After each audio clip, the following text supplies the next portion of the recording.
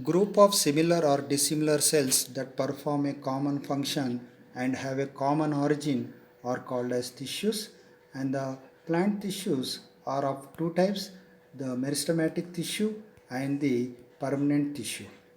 The, a group of cells that are in continuous state of division are called as meristematic tissue, whereas a group of cells which have lost the capacity of division and perform a specific function are called as permanent tissue. The permanent tissue are again divided into two types, the simple tissue and the complex tissue.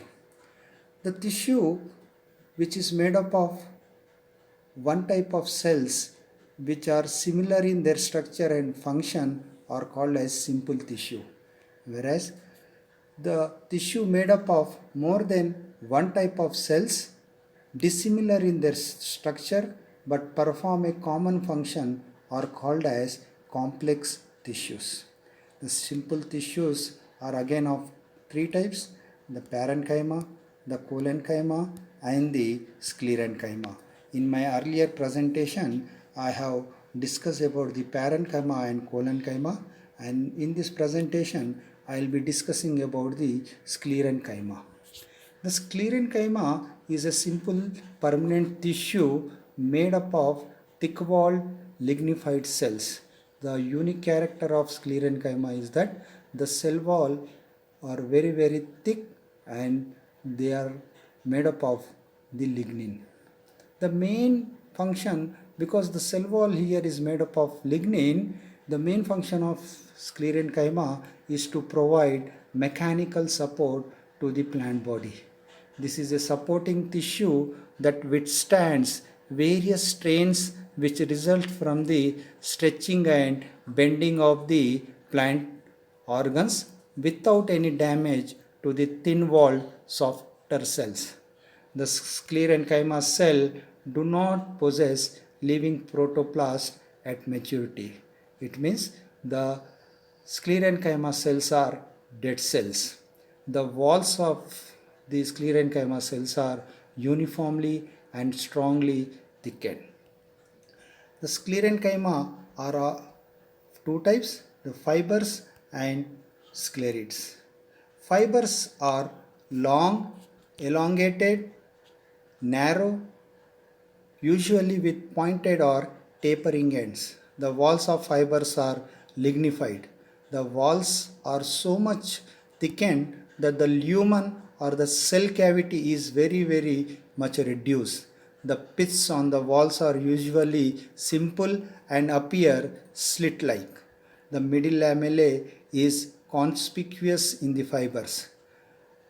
Although the walls of the fibers are made up of the lignin, but in some plants like linum and cannabis, the walls of the fibers are made up of cellulose. So this is a unique character in linum and cannabis.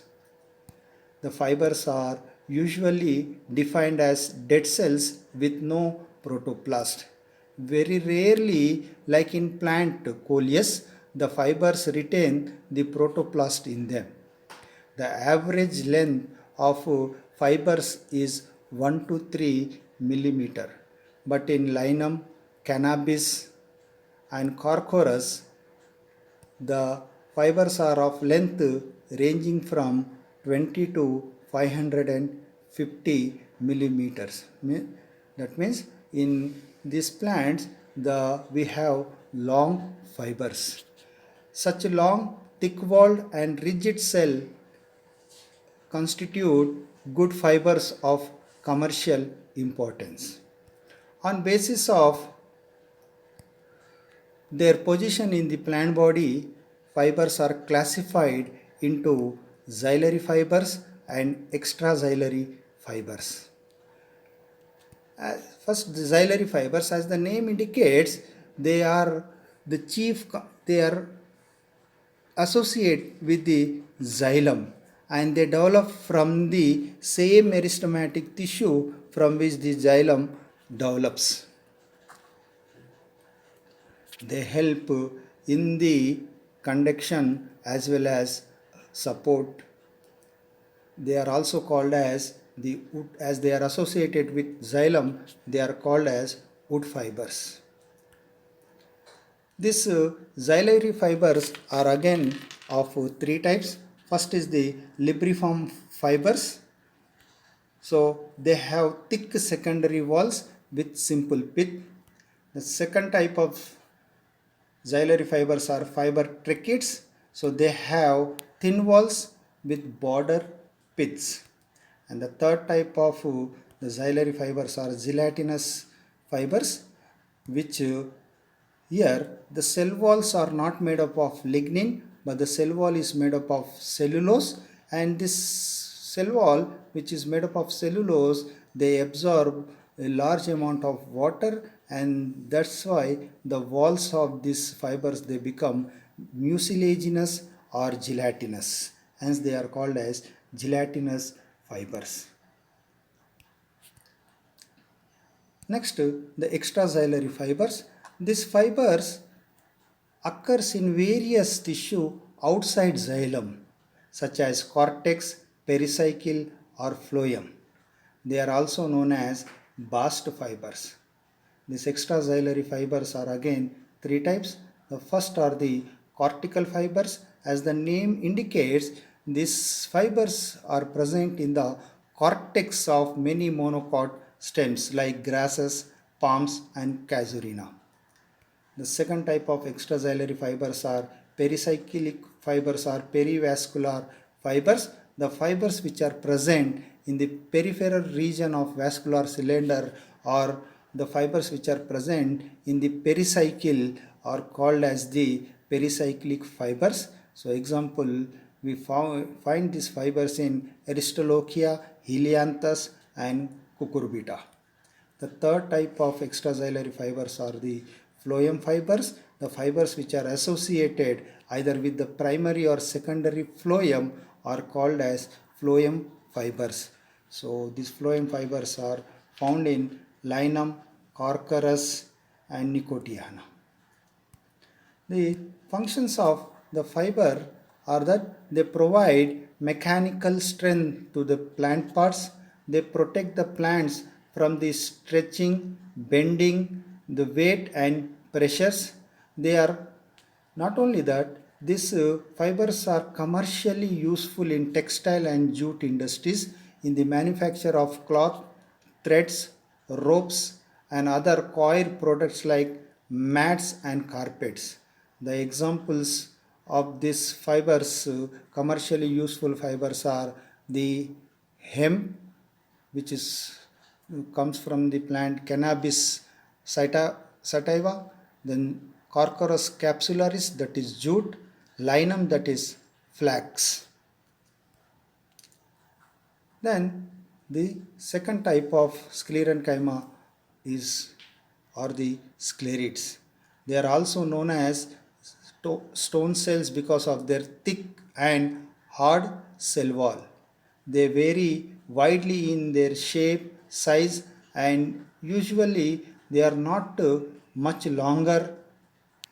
They occur either singly or in groups.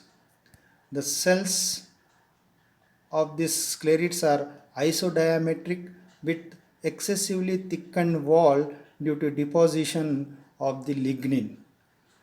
They have narrow lumen with simple or rarely with border pits. They are commonly found in the cortex and pith of gymnosperms and dicotyledons. They are common in fruits and seeds. The hardness and strength of seed coats is due to the presence of abundant sclerids. Based on their shape and thickenings of wall, sclerids are classified into 5 types. The first are the brachysclerids. They are short, isodiametric, and they are commonly found in the cortex and phloem of cinnamon and the pith of stem and pericarp of fruits of Pyrus and Cocos. The second type of sclerids are macrosclerids. They are elongated, rod-like or columnar and appear as a pellicite layer beneath the epidermis of legume seeds. As they resemble the Malpighian cells of animals, they are also known as the Malpighian cells. They are found in bean seeds, Dolichos lablab, and Pisum sativum. The third are the osteosclerids. As the name indicate, they resemble the bone because they are long and columnar with enlarged ends. They look like bones and they are called as osteosclerids. They occur in the hypodermal layers of many seeds and fruits. Example, they are found in the Hakia leaves and the cotyledons of Moriria. The next sclerids are astrosclerids. They are star-shaped sclerids with the lobes projecting. As the name indicates, astro, they are star-like. Commonly found in the internal spaces of leaves and stems of hydrophytes like nymphia. In nymphia, they are found in petioles and the leaf plates, then thea and trichodendron leaves. The last one are the trichosclerids. They are elongated, branched, thin wall cells resembling hairs with the branches extending into the intercellular spaces. So these are found in the leaves of Olea and the aerial roots of Monstera. So we have seen the simple tissues, and the simple tissues are of three types: the parenchyma, the collenchyma, and the sclerenchyma. The parenchyma are of different types. So the aerenchyma, the chlorenchyma, and the storage parenchyma. Again, collenchyma are of three types. They are the angular collenchyma, the lacunar collenchyma, and the lamellar collenchyma. Whereas sclerenchyma are of two types, the fibers and the sclerids.